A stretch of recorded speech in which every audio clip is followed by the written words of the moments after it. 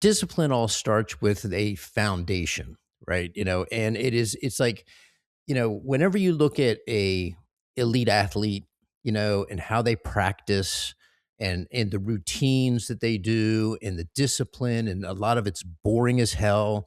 And I think I mentioned in the last podcast, Michael Jordan started every single practice with 100 chest passes. Phil Mickelson in golf, he's like famous for, making like 100 3-foot consecutive putts before he would end his practice day every day. And you look at the level that these guys achieve by working on the basics. So what I in my book, I have a chapter called the foundation, and this all starts with mastering the foundation, and the foundation are the basics. Yes. Okay. And I do a correlation because my background was in golf. I do a correlation to shooting par in golf, how hard that is. Less than 1% of people ever do that. And to shoot par in life, it's the same thing. Less than 1% of people ever achieve an elite, extraordinary life. However, the word par in my book is PARRR. It's persistence, accountability, reliability, responsibility, and resilience. And when I'm doing talks with groups or people, and I emphasize this with kids all the time, when I'm done with that part, I say to everybody, I said, you know what? All that I just said, persistence, accountability, reliability, responsibility, resilience, I said, it's all useless.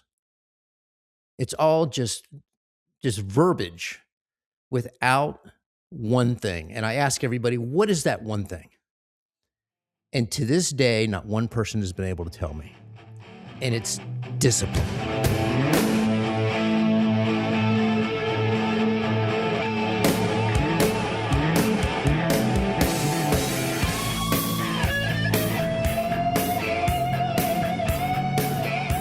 Ladies and gentlemen, hello there. My name is Russell Anderson, and welcome to episode 12 of Run With The Cheetahs, your guide to an extraordinary life. We have an amazing episode for you today. I'm so excited about this, I can hardly stand it. We're going to be talking about something that pretty much everybody deals with, and I've made some calls, I've done some interviews, I've done some research prior to this, and I'm going to tell you, this is going to be an episode that I think is one of the most impactful that we're going to do. We're going to be talking about self-discipline. Yep, we're going to be talking about the D word, self-discipline. It's a big word, and it's a tough word, and we all struggle with it.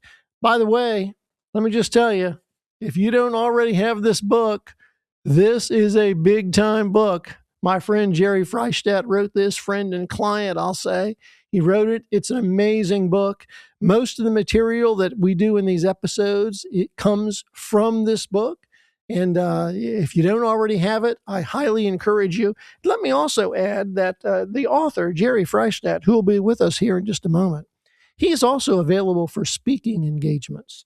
He's done some recent speaking engagements that have just been off the chart fabulous. So, if you think this sort of content is something that your group, organization, business, community organization might enjoy, check in with us. Let us know. He is available. If it's local to the Washington metro area, it's an easy piece of cake. If it's not local, we'll make some arrangements. So if you're interested in having Jerry come out and speak with your group, let us know. He's available. I'm going to bring him in right now and say hello. Jerry, come on in here and say hey. Hey there, Russell. Hey, great day today. Again, getting into one of my absolutely favorite topics. And the reason it's so important to discipline, it's probably of all the self-improvement, self-learning issues, it's probably the most misunderstood. And I think today, as we go through the content, we're going to be talking about several different aspects of discipline. Just try to grab one or two of these, one or two that you can, implement, educate yourself on, and take that leap into something successful, because as we're going to speak, everything, and I mean everything, starts with discipline. Jerry, I couldn't agree more. And let me make a prediction. I predict that this episode will be one of our most watched, most appreciated, most shared, and most impactful with the people who watch it. So let me say to everyone who might be watching today, please, if you like this, let us know, share it with your friends. There's going to be some great material. And as Jerry just said, if you can take one thing away from this that can make a change in your life, as far as I'm concerned, that's a big win. Fantastic. So discipline, Jerry, it's a tough subject. The D word. Everybody that I've spoken to, and I've made some calls, everybody I've spoken to leading up to this, everybody struggles with this to a degree.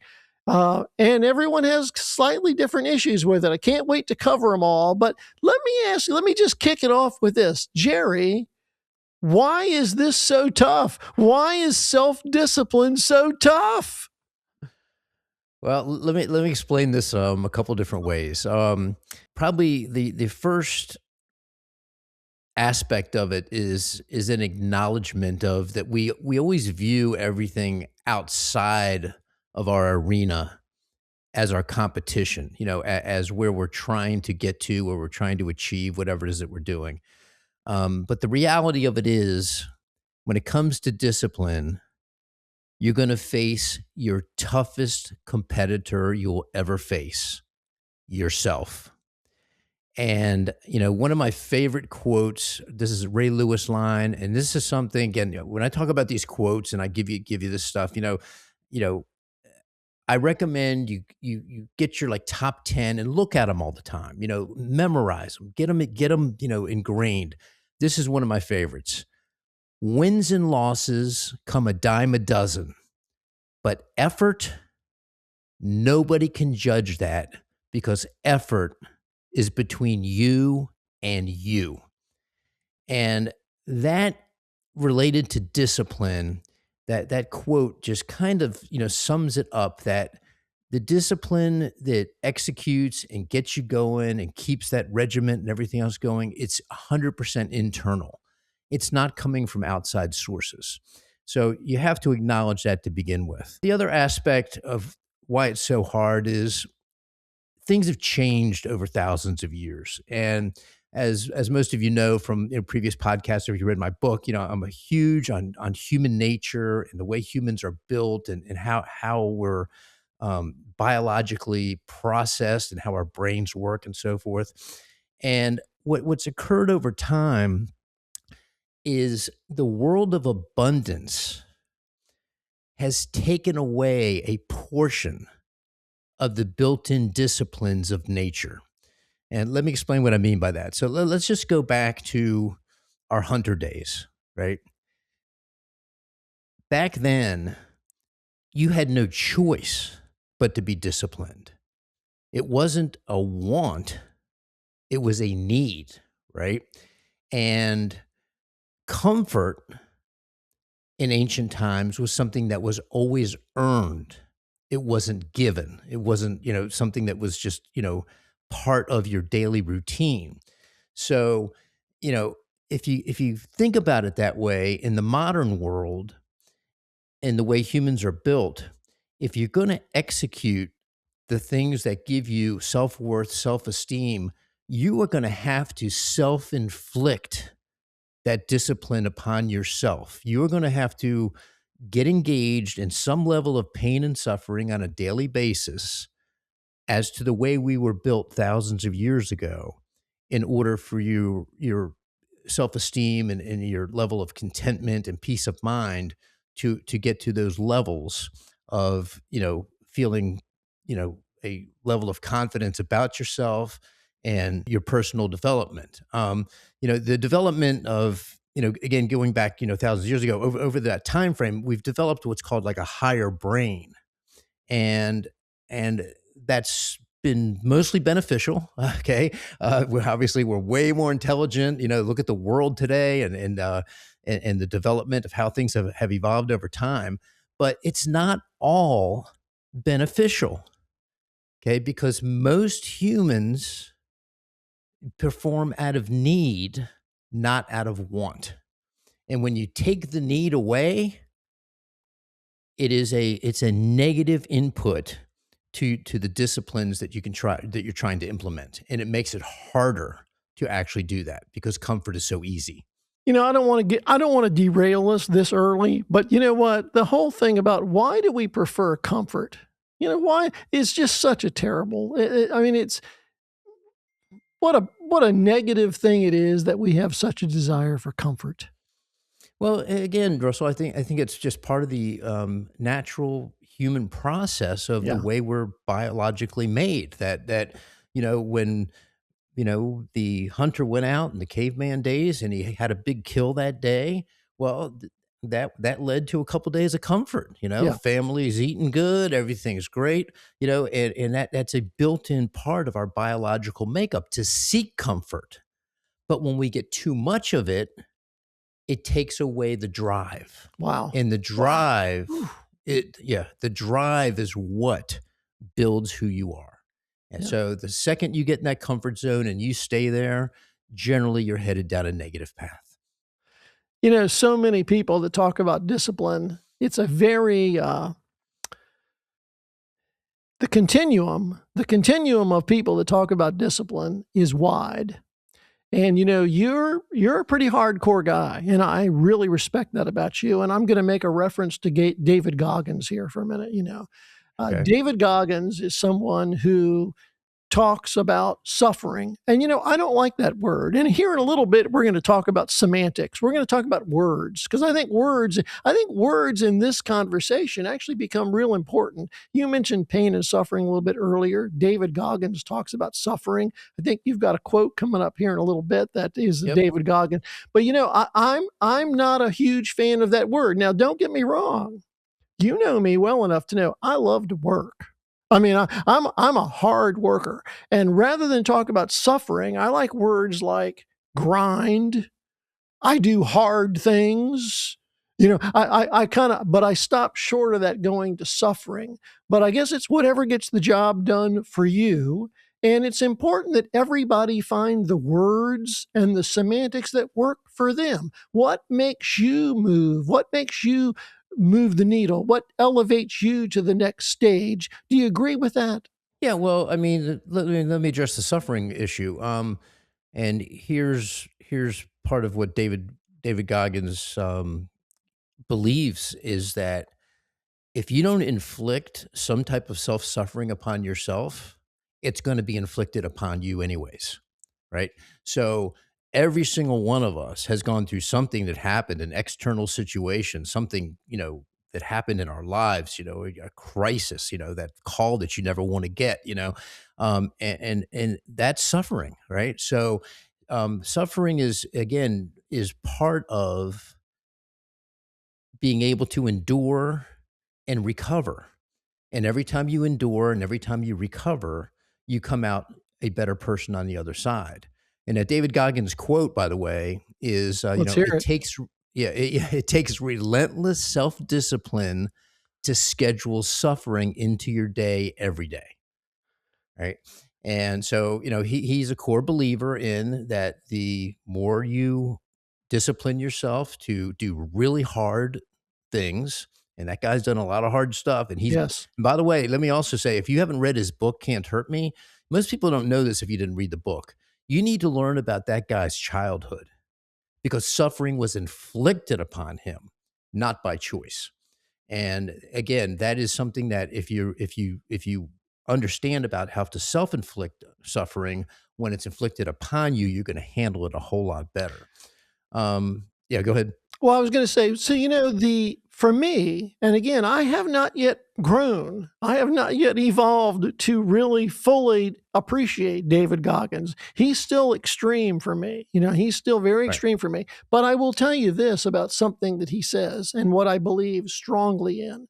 When we talk in a little bit about the different components of discipline, one of the main components and the one that most people identify with is willpower. And, we're going to learn about willpower here in a little bit, but David Goggins says you can train your mind. And I know you're into this big time. Right. You Yeah. can train your mind. And I do subscribe wholeheartedly to that. So no matter where you are right now on the willpower journey, You can train your mind to be better. And willpower is one of the most talked about, discussed components of discipline, willpower. And you can train your mind. David Goggins is a big proponent of training your mind. So I'm all into that. Mhm. I just haven't Yep. yet grown to that whole suffering thing. Suffering is, I Right. don't like that word.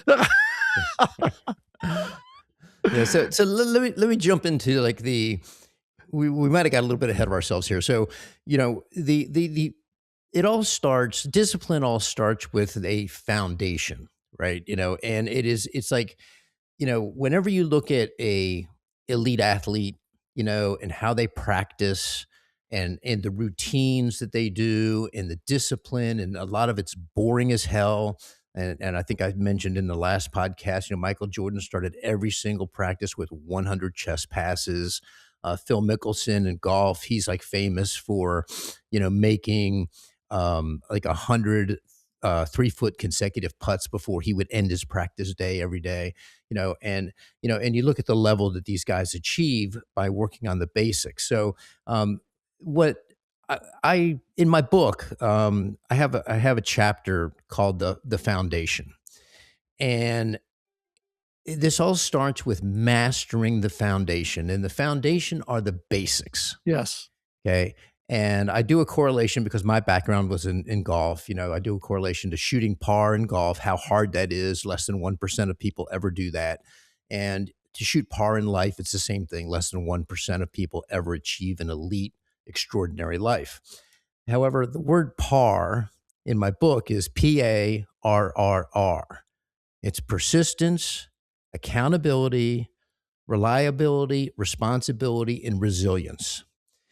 And when I'm doing talks with groups or people, and I emphasize this with kids all the time, when I'm done with that part, I say to everybody, I said, you know what?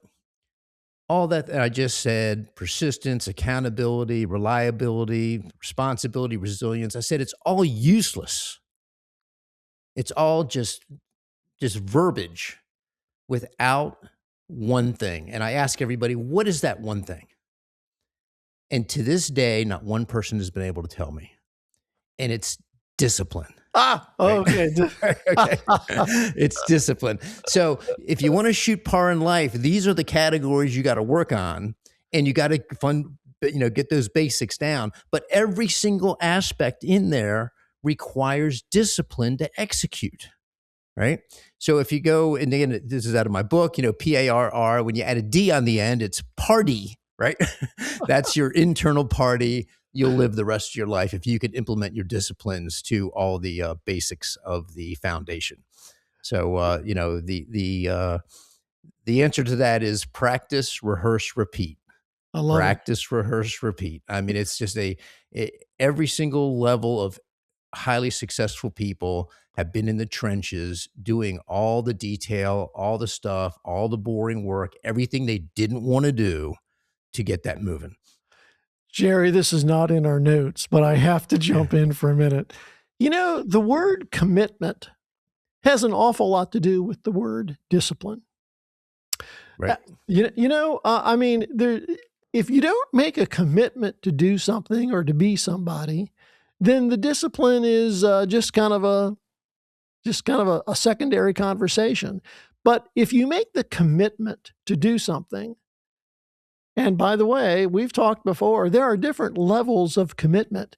If you have a teenage daughter who's out on a Friday night with her friends, and you have agreed to be the person to pick her up at 11 o'clock or whatever time is the right, if you've made that commitment, you better be there.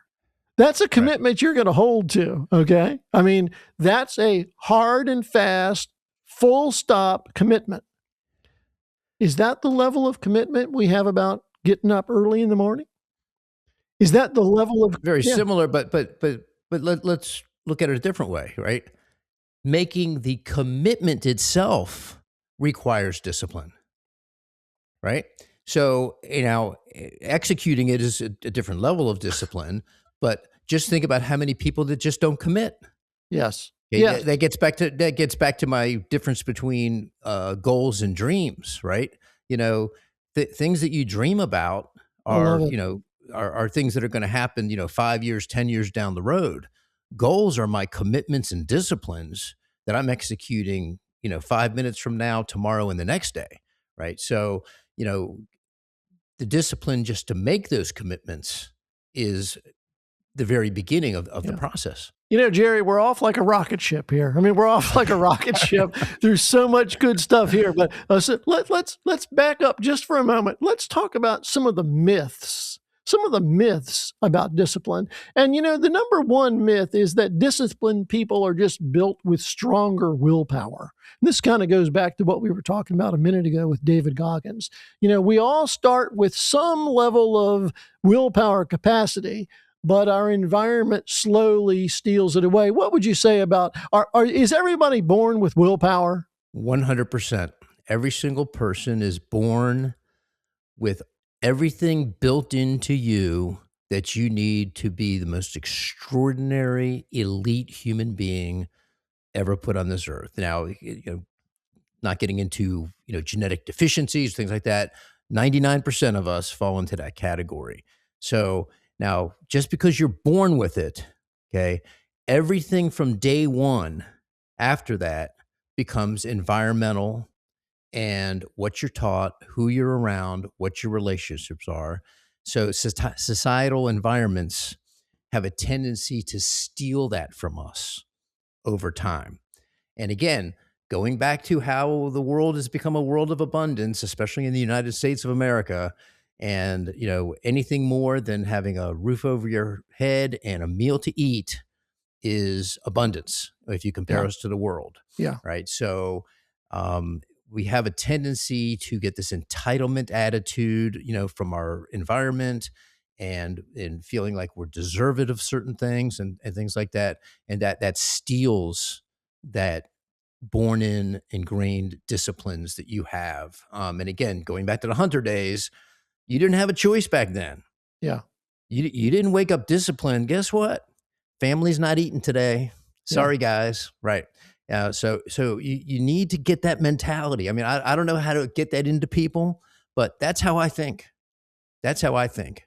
I got to feed my family today and tomorrow. What am I doing about it? And I think if you get in that mentality, it's going to take you a long way. Well, myth number two is, and I know this is one of your favorites right here, buddy. This is you. This is all you. You need motivation to get started. How about this Right. whole thing about motivation, huh?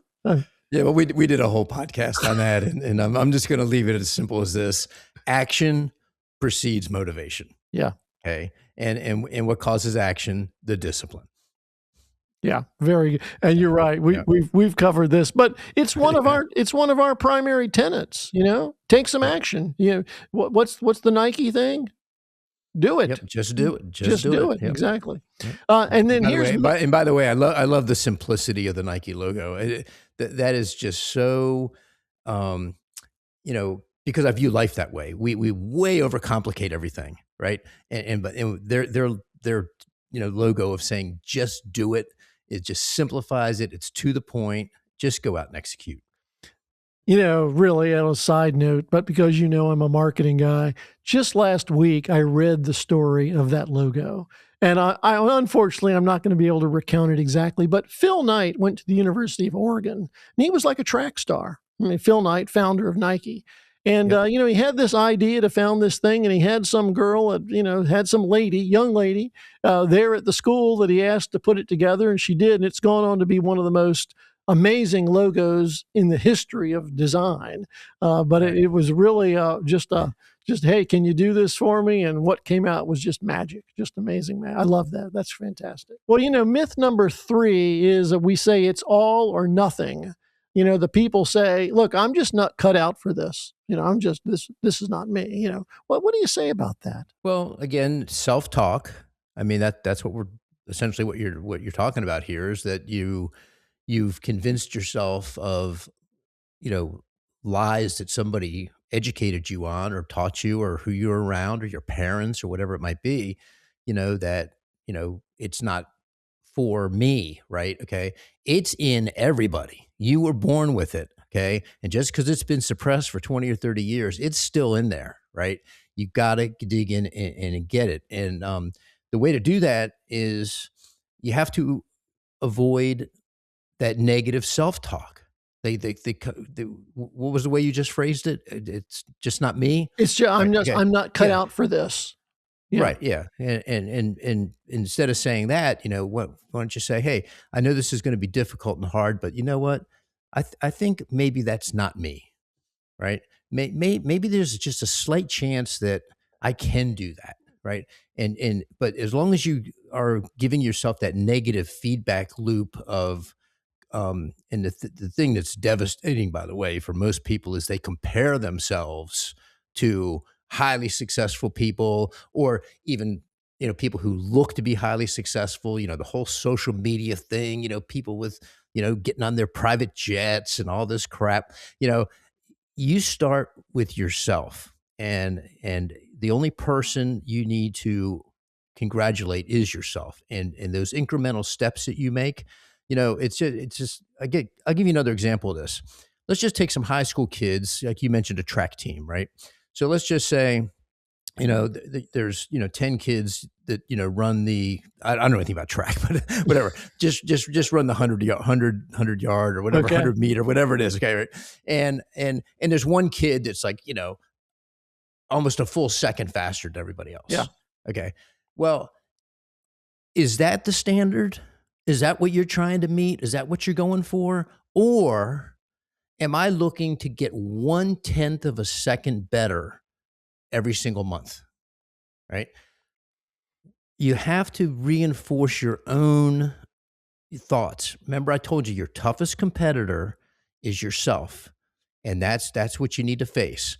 So if your goal is to cut off that whole second, it's too overwhelming, especially for a high school kid. I'm never going to get that fast. That's impossible. It wouldn't matter what I did. I can't do it.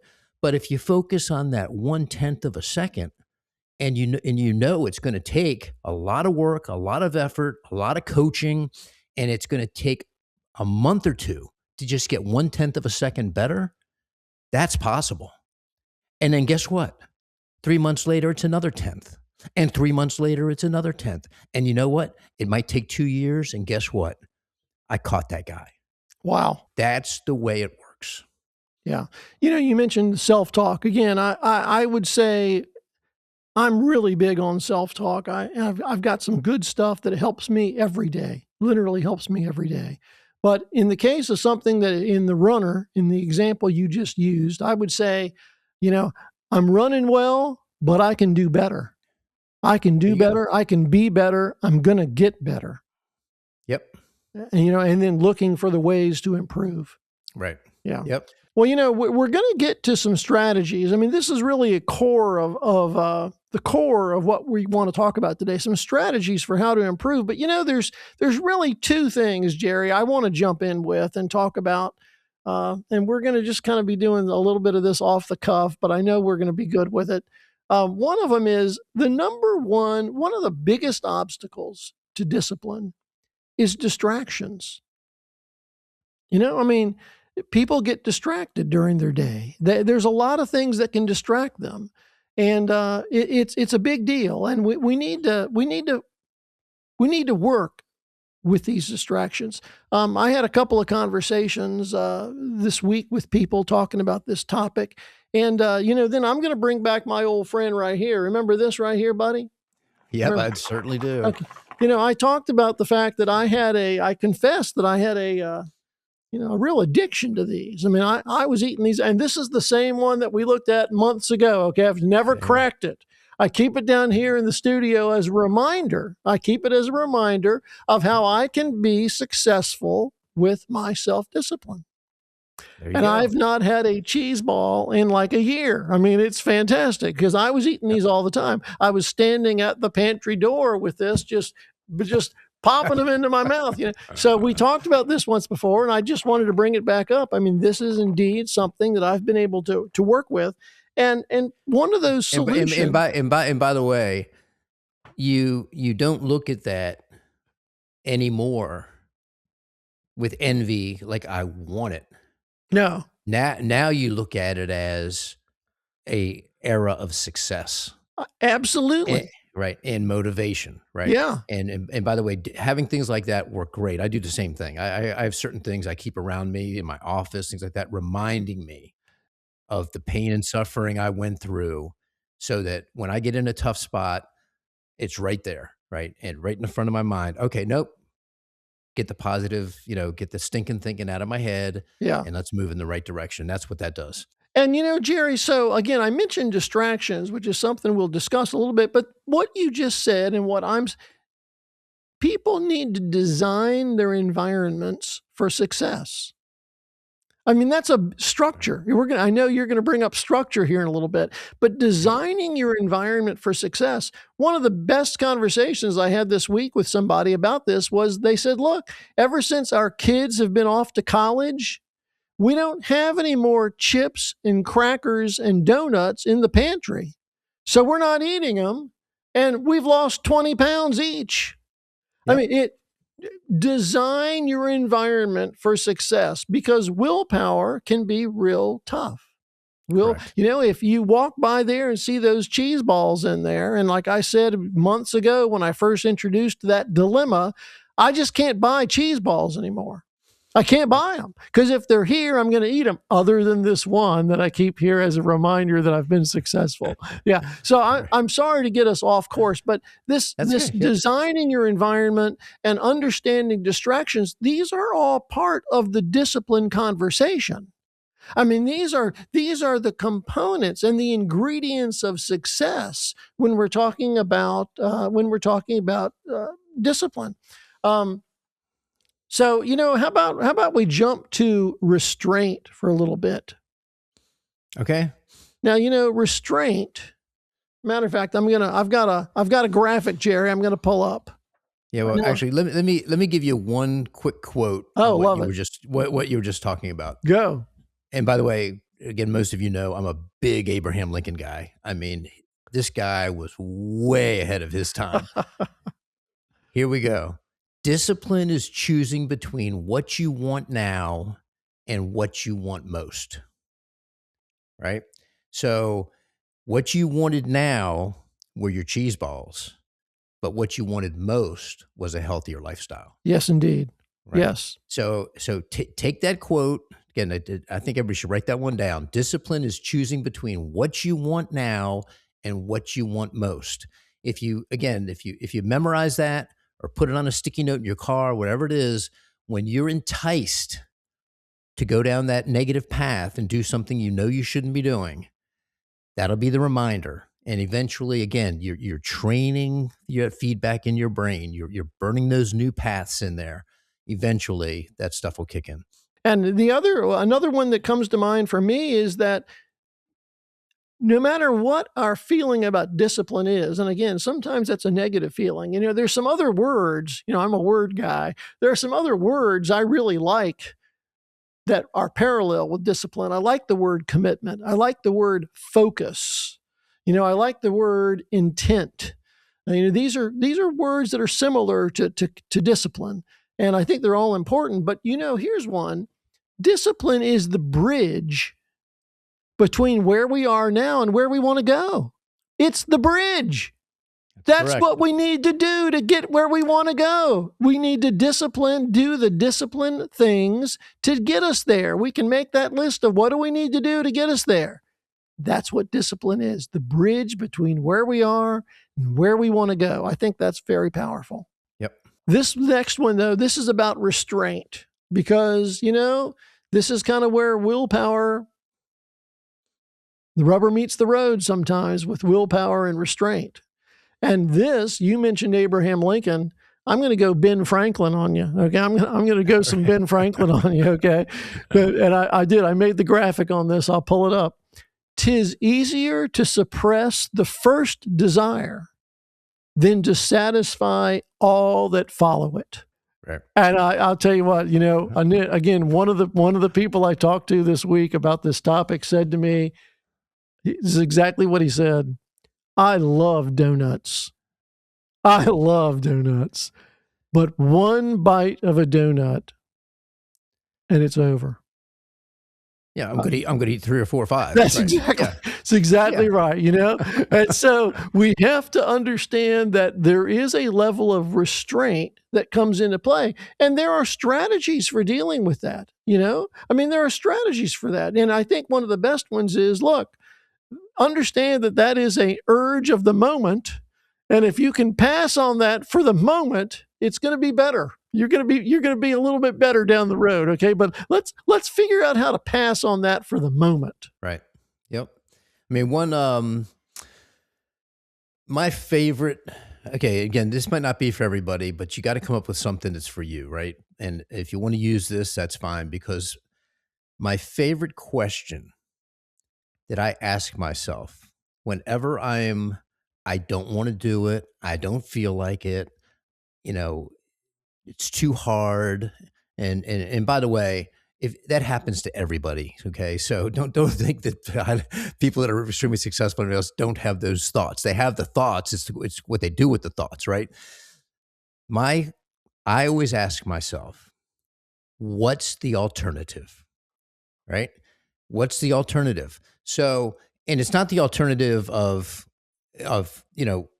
what I'm doing at the moment. It's the alternative of what if I don't do what I should do? I know what I got, right? And if I don't go to the alternative of making something happen, I'm going to stay with what I got, right?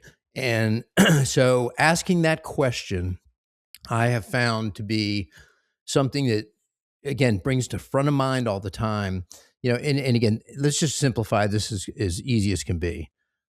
You walk in and you could turn on the TV and grab a thing of chips and turn on Netflix and watch something, right? If you at that moment just say to yourself, you know, if I don't do that, what's the alternative, right? Because if I sit down and do that, nothing is going to change. I'm going to continue on a negative downward path and downward spiral in every aspect, because it's not just health, it's habits, it's inefficiencies, it's lack of commitment to bettering yourself. There's all kinds of things that are wrong with that. And if you say, well, what's the alternative? It's a lot easier to get yourself up and go do something more productive. Okay. And again, I'm not saying, again, like everybody should be a robot and you should never sit down and watch Netflix or anything else, but you need to have certain built-in disciplines and develop them through specific methodology. And one of those methodologies I use is that question: what's the alternative? I like it. I like it a lot. Yep. So we're going to go back to restraint just for a moment. I'll tell my own story because, and again, in a bit, when we talk about strategies, we're going to talk about structure. Sometimes your restraint, if repeated enough, can become a very positive habit or routine. And that is what happened with me with eating ice cream. Okay. Now here's the deal. I can eat my weight in ice cream. I mean, I love ice cream. Okay. But I know that is a bad path for me for a bunch of reasons. Okay. But listen to this. When you have grandkids, and you're on vacation and everything, everybody wants ice cream. So literally 10, 15 years ago, back when I was carting my grandkids around everywhere and everybody wanted ice cream, I got so that I just didn't order. I ordered ice cream for everybody. I didn't order it. And everyone thought, what, you're not going to get any ice cream? I said, no, I'm going to pass on it, because I knew that I would like gobble that thing down like there's no tomorrow. And so I did not order it. Well, that has carried forward. And now my wife eats ice cream on occasion pretty regularly. She loves it in the evening. I'll scoop her out some ice cream. I take one bite. When I'm done scooping her stuff, I take the last bite and I'm done. And that's how I now get my little bite of ice cream, but I do not eat ice cream. It has become a very good habit for me to not eat ice cream. So, that initial restraint, repeated successfully, as you talk about all the time, has become a wonderful new routine for me. And how did that restraint in front of your family, the kids, everything else. How did that boost your own self-esteem? Well, I felt great about it. They thought I was a nut. Yeah, well, you don't need to worry about what anybody else thinks, because when you do hard things Yeah. in defiance of other people that you know that are core values and are the right thing to do, it's even more valuable. Wow. Oh, but that's a Yep. true story. And to this day, again, when I scoop out ice cream for my wife, I take the last bite and that's it. Yeah. All Yeah, right, Jerry. and by the way, I'm a big health and wellness nut and everything Okay. else, and there's a lot worse things than ice cream. That's first thing, and second thing is once a month to have a scoop of ice cream. Go ahead. Yeah, yeah. No. I'm not. Yeah. I'm not a kook. I'm just. But I mean, I could be in a position where I'm eating ice cream every night, but I don't Right. want to do that. Okay. Right. Gotcha. So let's get down to some real core strategies for how Okay. people can deal with discipline. And Yep. strategy number one, and this is a good one. I mean, this is a darn good one. Is lower the bar. Lower the bar. Why don't you go on and talk about how important that can be to lower the bar? Yeah, well, again, I mentioned earlier about dreams versus goals. Okay, so um, if you're focused on the big stuff, okay, there's no way to get there, right? You have to break that way down into these little micro goals, little wins, and so forth. The way to do it, and what I'd recommend people do to get started with any discipline, is set up something really short, like set up a series of just 3-day commitments. Okay, so let's just say someone hits the snooze alarm. Write this down. 3 days in a row. When that alarm goes off, the first time I'm getting up. Okay, until you complete that, I don't want you doing anything else, because if you screw that up for 3 days, you got to start over. Okay, it just gets back to the same thing of Phil Mickelson making 100 3-foot putts. If he missed the 88th putt, he had to start over. Okay, that is the core of discipline. Let's get one thing down, and then let's add the next. And the next one I'd recommend for someone to get down really good is, we all generally wake up with negative thoughts. Okay, okay. I don't want to get into the science of that, or why we're built like that, but when we wake up most days, it's like we dread something in the day. There's something and that's generally our first thought of the day. So again, let's go for 3 days in a row to reset that thought when you first wake up. Okay, just say, hey, tell yourself, get that thought out of your mind, immediately think of something good that's going to happen that day, something that's going to happen later in the day, whatever it might be, something with your spouse or your kids, whatever. Again, let's do that for 3 days in a row. Try to, and again, you got to figure out what 3 days you want to do, and make it a small little commitment. But that's just that you need to train yourself. It's a training process, because disciplined, regimented behaviors, okay, nothing will launch your life further in the right direction than doing that. Jerry, I absolutely agree with that. And of course, we're going to hit that hard here in this next one, I think. But I just want to say on that note, my morning routine, my hour in the morning, has been one of the biggest blessings of my life. Not That's everybody awesome. can afford to do it. Not everybody can do it. Everyone's got a different day, but I've been able to make my first morning. I get up early. I know you do too. I get up early, Yep. but it gives me that time to get my head straight. And let me tell you something. It's magic. It is magic what that can do for your day. So you Absolutely. got to get that positive thing going first thing in the morning. Love it. Love it. Jerry, this is and now we're going to lead into this strategy. So strategy number one is lower the bar. In our last podcast, in the last show we did, we were talking about health and wellness, and you were talking about people that should start walking, and you said, look, just walk down to the corner. Let's not worry about 10 miles. If you're Yeah. just getting started, walk to the corner. That's an example of lowering the bar to get things started. Fantastic. Yep. Strategy number two, Focus on systems. Boy, there's a lot of people talking about systems these days, and for all the Yep. right reasons. Focus on systems, not goals.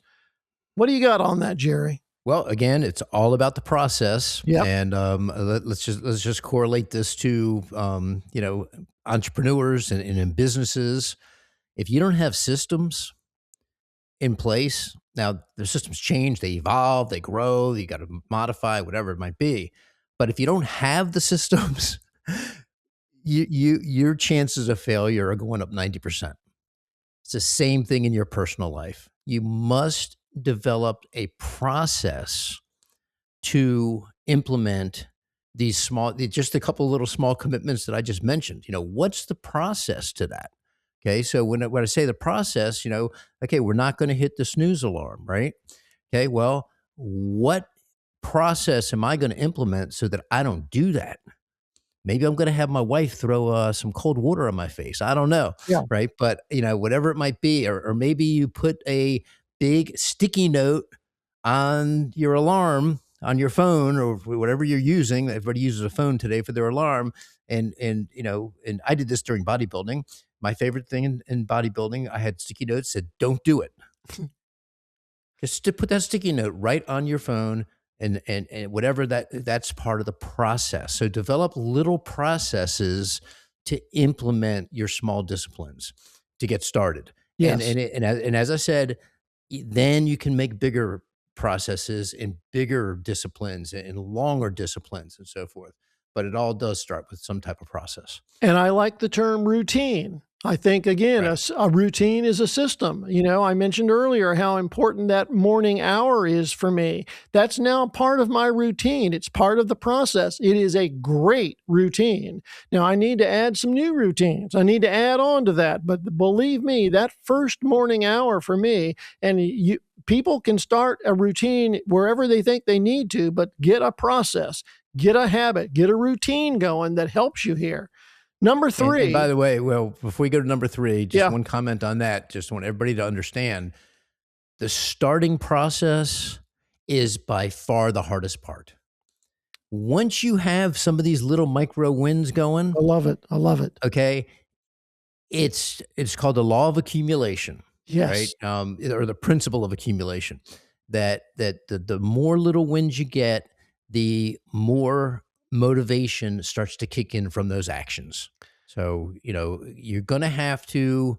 That's why discipline's so tough, because when you start anything, it's 100% discipline. Yeah.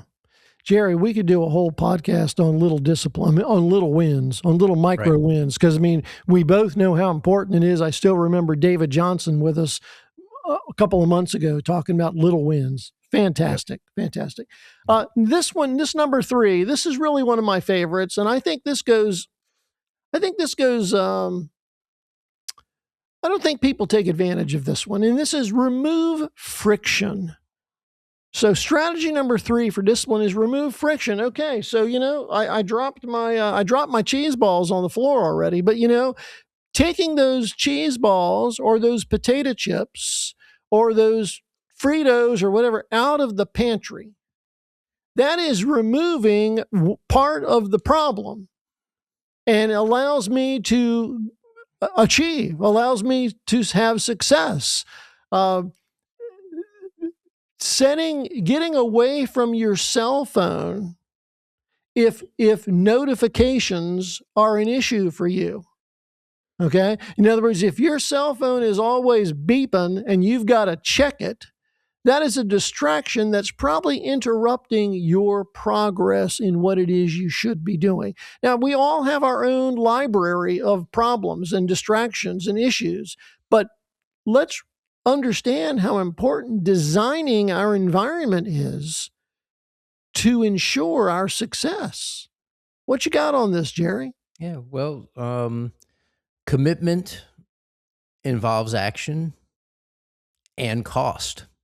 Ooh, Right? So a lot of people think it's just, the discipline of the action. Well, sometimes there's a cost associated with it. And it could be a financial cost, but I'm talking about other costs, things that you have to give up or things you have to change, things that might affect other people. There's a cost associated with it. And, one of the this is an old Zig Ziglar thing, but you must be willing to pay the cost to enjoy the benefits. So, you commit, you pay up front for some benefit later. And that's the process for that whole thing about, and if you do that, you can start to remove, all the friction and all those things. But it really comes down to getting those commitments in place. Yeah. And then strategy number 4 is actually an identity shift. This is something that's, I think, again, self-talk and affirmations, but it's the belief in yourself, and it's an important thing. We need to get away from waiting for the motivation. Again, we will continue to talk about this for years, okay? Because that word motivation, it can be a stop for a lot of people. They're waiting for the wrong thing. Take some action. Go ahead. You talk on this for us. I know you got good stuff here. Well, the identity shift, and this is a big topic I talk about. I did in all my companies and at every talk I give. You want to become a person of interest. Okay. And what does that mean? Okay. So that means that you are a go-to person, right? Somebody that people can see a change in, right? You want others questioning you. Like, hey man, what's going on with John, man? He's like, looks better, and looks like he's buying things, he's making more money, whatever it might be, there's 1,000 examples, but become a person of interest where you're raising curiosity from your actions. Like people are questioning you, like, oh, hey, why are you doing this? What's going on with that? Or it could be the opposite side of that too. Hey, John, didn't see you at happy hour Friday. Oh, Right. yeah. Okay. All right. Right. So that might be viewed as a negative by your friends or something. Right. But the changes that you make in becoming a go-to person, somebody that others can rely on, they can count on.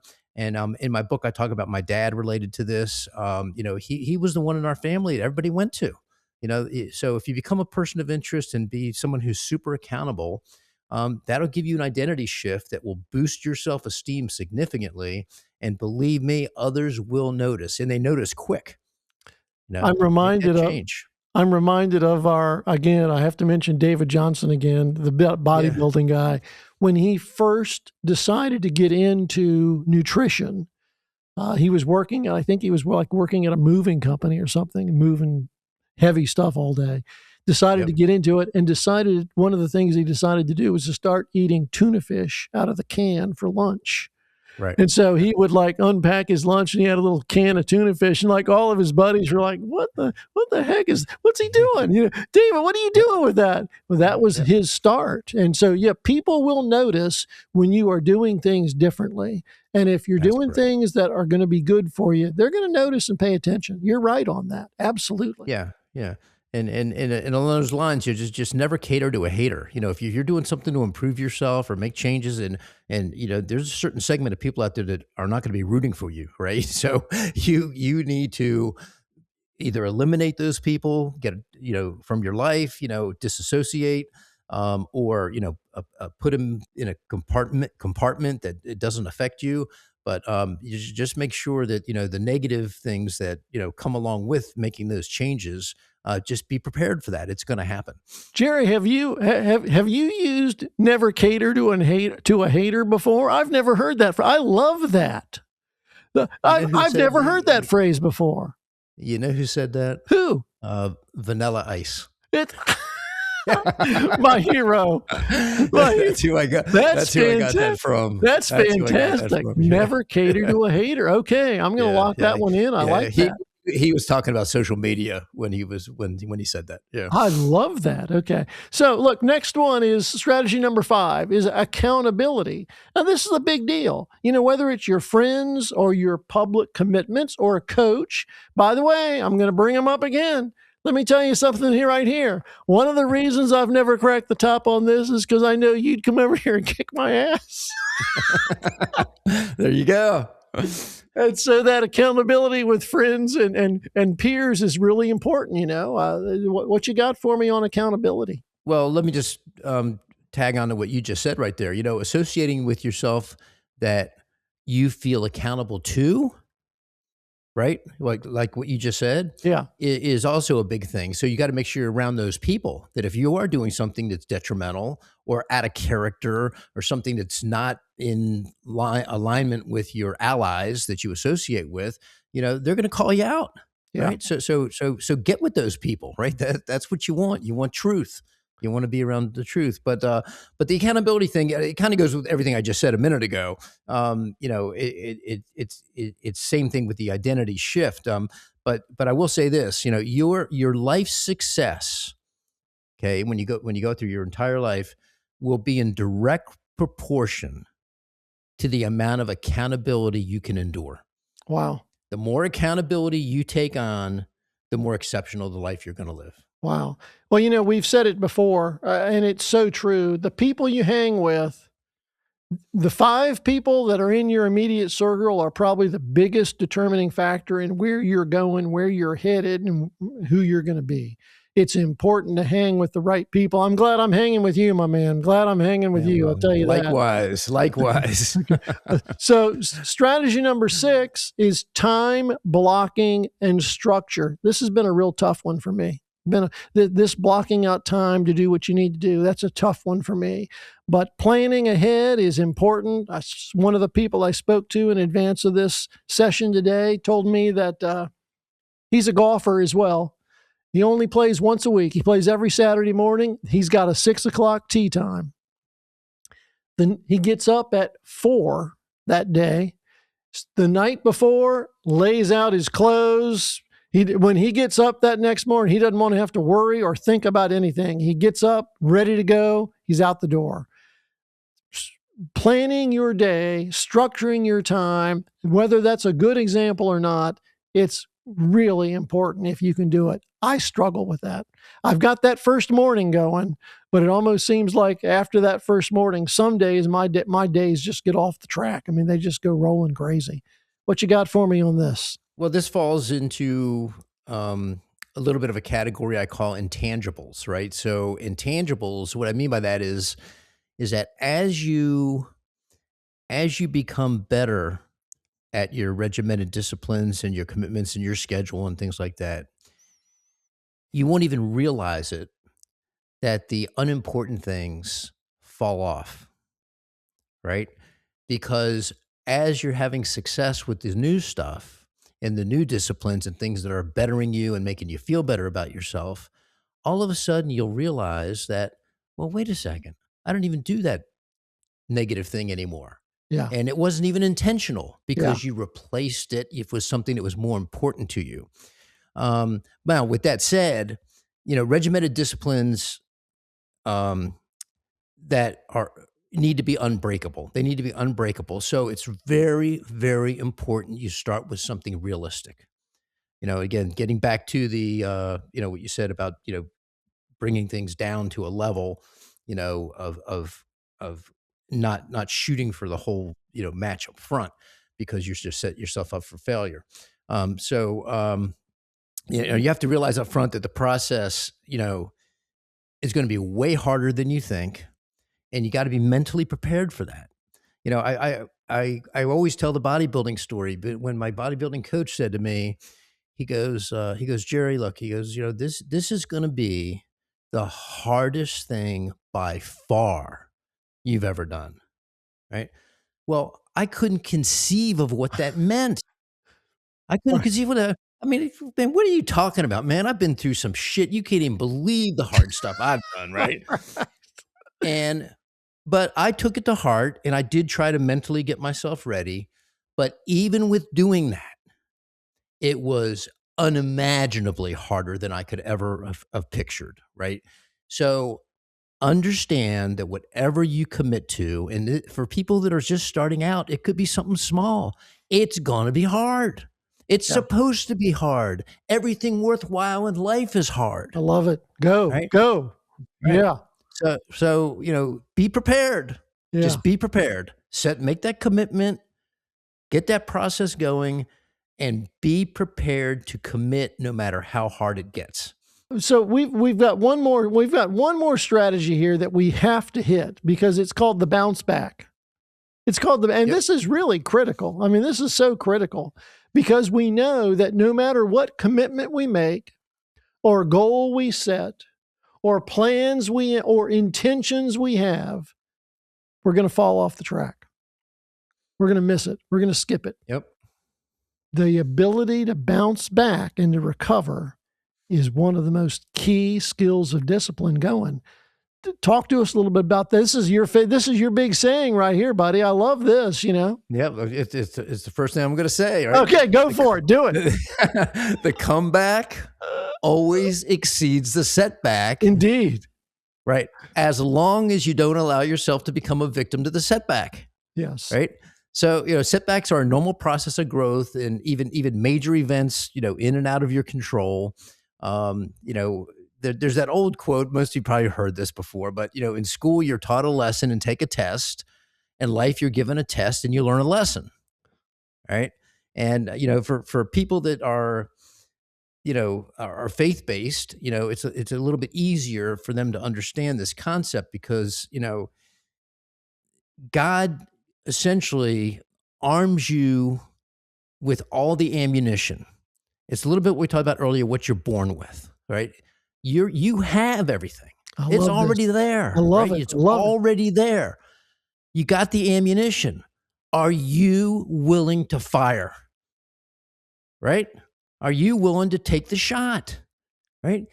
That's the way we're set up. So, and literally, I'm not saying this to discourage people, but I'm letting you know how difficult it is. 1 in 100 take the shot. Okay. And that's why every time you hear about the 1% of anything, then you're talking about the elite level of people in any specific category. And ultimately, that's what your goal is, to get to be 1% in multiple categories. First of all, let's get 1% in one category. Hopefully, you're 1% in whatever your profession is. Hopefully, you're 1% as a husband or wife or, parent, but if you're not, those are the core things you want to excel to get to be 1%. And so, it's kind of a simple decision.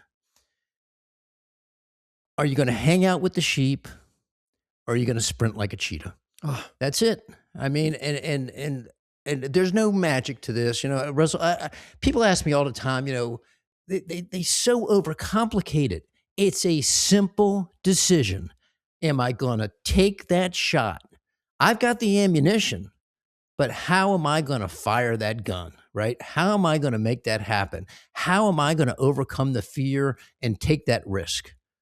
And I don't know what's happened to me over my life, but now my thought process is the biggest risk is not taking the shot. truth. That's the biggest risk. Truth. Right. Jerry, that's fantastic. Take the shot. I love that. I Yep. love it. That's fantastic. That's great. Yep. Jerry, you've That's got a good. 3-step process you like to talk about sometimes. I think it's negative input, acceptance, and resurgence. What do you got for me on that? Yeah. Well, I mean, that's the process, of getting through any like setbacks that occur. The initial response to anything that happens to you is the negative input. Okay. And then you got to transition that, to, okay, either that happened, I screwed it up. It was my mistake. I'm accountable, and process that whole thing and take what you learned and apply it to a resurgence. Okay, which is the comeback. So this is how you handle the resistance or the fallback or when you haven't been able to do what you want. This is how you handle it. Yeah, the most important thing about this concept is the time it takes. Right. So again, little minor things that happen to you, most of us have the ability to, okay, yeah, my mistake. I got to correct it, go fix it. I'm not going to do that again. And I'm on the path. The issue comes in when something really big happens, something really bad happens, a serious financial loss, a divorce, a child that's sick, these types of things. the time that you stay in that, acceptance phase is very important to the trajectory of your life.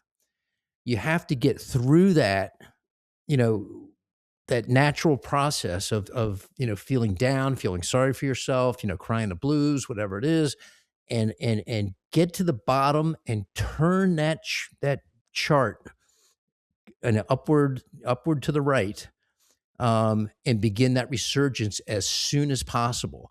And it's really tough to do depending on what's going on, right? But if you understand the process and you understand the long-term outcomes and that virtually nothing in life is all encompassing, took me many years to get that concept. I mean, I literally used to be devastated by stuff. And now I realize, that no matter what happens, if you look at the positives in your life and what you got in your family and the things that are of true value to you, which are, all the intangibles, um, there's nothing that is, asset related or, things like that can break you. So you have to just, value those things, and it helps you limit that time in that downturn. Jerry, we're getting close to where I want to wrap up. Let me tell you what I want to do here. I'm going to read these 6 strategies that we've laid out for working with discipline. And then at the end, I'm going to ask you which, I think there's actually 7 here. I'm going to ask you which is the most important for you. Now, all of these are important, but I just want to get your personal opinion on them. So let me go back, and here are the strategies that we've covered for dealing with discipline. Strategy number 1 was lower the bar. It was a good one. Strategy number 2 was focus on systems, not just goals, but the systems. Strategy 3 was remove friction. Get those Cheetos off the counter. Strategy number 4 was identity shift. Number 5 was use accountability, your friends, your coaches, your network. Number 6, time blocking and structure. And then I'm going to skip ahead, Jerry. I'm going to say number 7 is the bounce back, the ability to bounce back. Of all of these, which to you is the most important? Yeah, that's a tough question because they're all extremely important. But I'm gonna go with the first one, lowering the bar, and the reason is that that's what keeps people from getting started. And I want you to get started. I want you to take that leap. Get something going. Get some momentum going. And if your vision of something is so far out there and it's 6 months away or 5 years away, you're not going to start. You're just not going to start. Lower the bar down to something measurable, attainable, executable tomorrow, next day, right? Right now, right? Let's get some of those wins, because when you get those little wins, confidence goes up and they multiply. And next thing you know, you're onto the other 6 things on that list. Jerry, so good. So good. Jerry, listen, what a session. What a session. I hope people can track with us on this, follow through this. I hope we've kept in a logical sequence here for people to follow, because there's been some fabulous material in here. This is such an important factor for everybody to pay attention to. I'm so grateful for every word you've contributed to us on this fantastic stuff. Again, I want to remind people, if you don't already have this, get it. It's a fantastic book. You can open it up from any page and find fabulous material. So good. Jerry, thank you again for today. Can't wait till we do this again. So thank you so much. Good to see you. Friends, like us, subscribe. You know all the stuff. Like us, subscribe, share, do it. We appreciate hearing from you. If you've got some experiences with discipline you'd like to share with us, put them in the comments of the YouTube video or send them to us directly. We'll put some notes in the show. Jerry, so good to see you. Okay, I got to add one thing at the end. So, please. All right, guys, wonderful session today. Great to have everybody out, and I hope everybody gets some benefit from this. But here's another little saying that I have written down that I think you should write down and put it somewhere where you can look at it every day. And it goes like this: focus builds discipline, discipline creates habits, habits drive consistency, and consistency unleashes success. Ooh. That's the process, right? Put it down somewhere, look at it, and as I said, always get stuff reminders that you see daily. I've been doing this for so many years, and nothing changes. I got it next to my bed at night. I have little notes in my car. I have down in my office. I have little sticky notes in places of key things I want to input in my mind that are important factors for growth and expansion of my self learning. So just get started with it. And again, pick one or two. You don't need 10 or 20. Pick one or two great quotes that you love. Might not be any of mine. Go find your own and memorize them. That thought process that gets embedded in your head will replace those negative thoughts. Wonderful words. I want to thank you again for a fabulous session, and I hope that people will take all of this to heart and see some improvement in their discipline in the days and the months and the years to come. Thank you so much, everybody, for paying attention to us today. Jerry, thank you. I can't wait to talk to you again. Yep. See ya. All right, buddy. Goodbye.